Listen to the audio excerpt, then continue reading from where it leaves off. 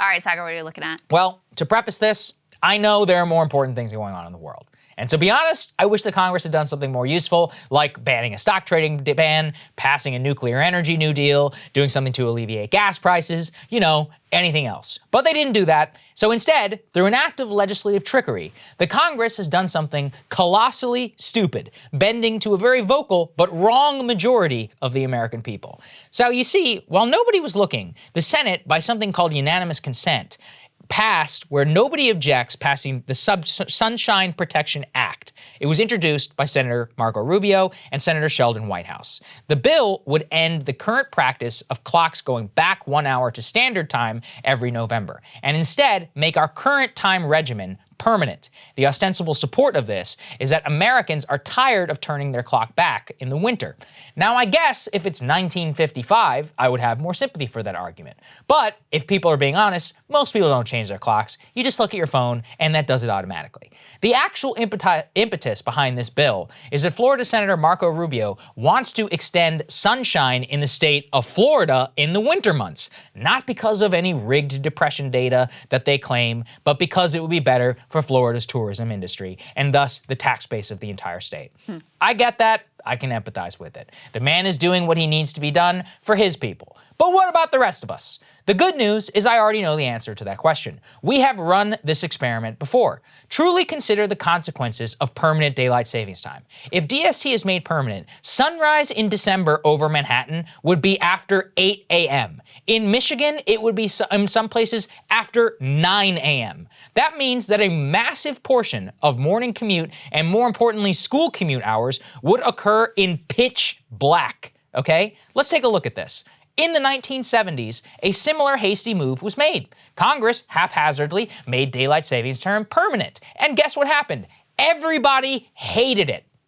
As Josh Barrow points out, this New York Times article from the 1970s shows what hell that it would be in the Northeast and in the Midwest under this regime. Ironically enough, some of the first people to lose their lives as a result of this policy were two Florida youngsters killed in January 1973 while walking to school in the pitch black. Shop owners described having to burn significantly more fuel oil and use more electricity to heat up their workplaces because sunrise was so late. Cities across the country had to spend tens of thousands of 1970s dollars to make sure that all their school signs were reflective. The city of Memphis had to clad its kids in reflective tape to make sure that they were not hit on their commute so early in the morning.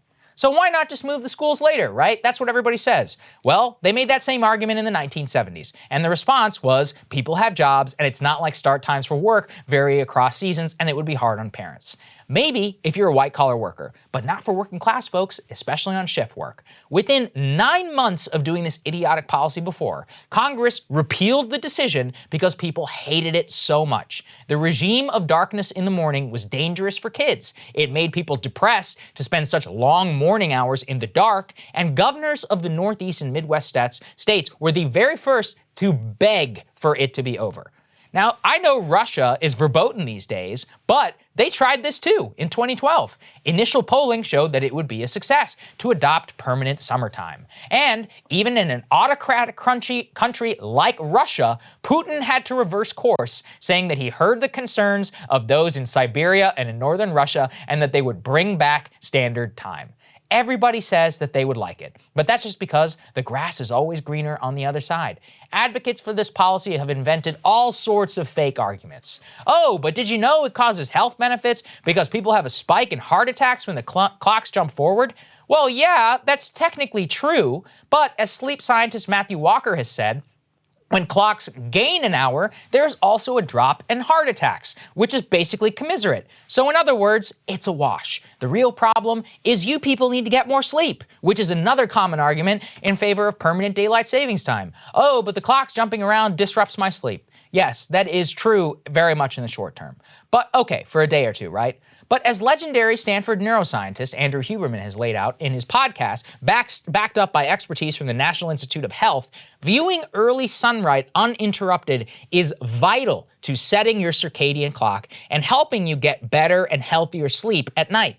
any limitation of early sunlight, which is what this would do, intentionally limit one of the most vital resources that exists in biology to all of you getting better sleep. Look, I get it. I don't work a 9-to-5 job anymore, obviously, so I don't have to suffer the indignity of getting out of work and it being pitch black. But I did it too for many years. The idea sounds nice to have a little bit more sun, but is it? As Huberman points out, with this criticism was raised about whether there are health benefits then to the evening sun. If you're not getting morning light, the afternoon sun exposure will actually just keep you awake longer and further disrupt your sleep cycle.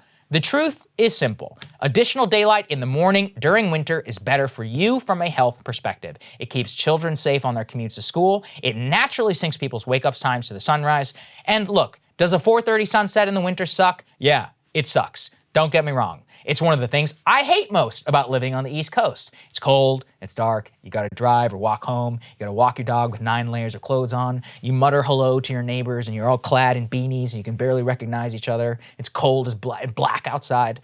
But that's simply the reality of living up here on the East Coast or in the Midwest. Accept it, we've chosen it. Enjoy your morning sunrise and join me in fighting back against this ill-considered and foolish legislation. Your kids' lives could actually depend on it. I feel very passionately about this. I can tell. Look, you know this too. I am not. Hey guys, thanks so much for watching. That's right. Just as a reminder, you can become a premium subscriber today. Watch the full show completely uncut, our reactions to each other's monologues. You get to listen to it. You get to ask us questions, all that good stuff. Link is right there in the description or at breakingpoints.com. Best of all, great way to say screw you to the mainstream media.